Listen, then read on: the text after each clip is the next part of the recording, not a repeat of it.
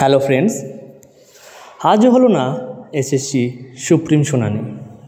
আগামী বৃহস্পতিবারই কি রায়দান, নাকি আবার পরীক্ষা হবে, নাকি অন্য কিছু বিবেচনা করা হবে, সবটাই যেন এখনও ধোঁয়াশা।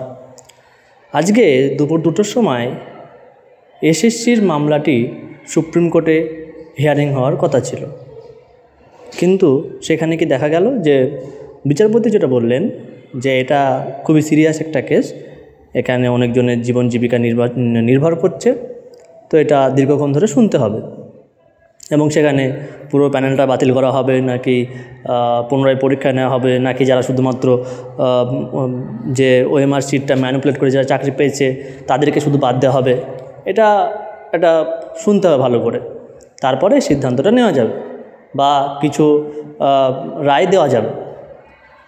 যেটা বোঝা গেল যে সুপ্রিম কোর্টের বিচারপতিরা কিন্তু রেডি ছিলেন মোটামুটিভাবে বলা যায়, কেননা তারা এই যে হাইকোর্টের যে রায়টা দিয়েছিল, হাইকোর্ট যে বাতিলটা করেছিল, সেটা মোটামুটি কিন্তু ওরা ভালো মতোই পড়েছে।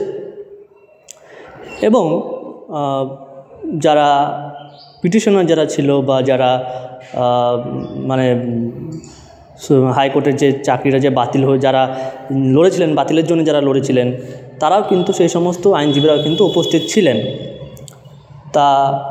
তা সত্ত্বেও আজকের মামলাটি শুনানি হলো না।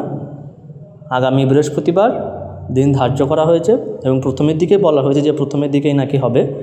তো দেখা যাক আগামী বৃহস্পতিবার কি হয় এবং সেটা কতটা প্রভাব যারা অযোগ্য তাদের ওপর পড়ে, বা যারা পাস করেও যারা ওয়েটিং ছিল, যারা চাকরি পায়নি, তাদের প্রতি কতটা সুবিচার হয় সেটাও কিন্তু আমাদের দেখার। তো যাই হোক, এই পর্যন্ত আজকের আপডেট।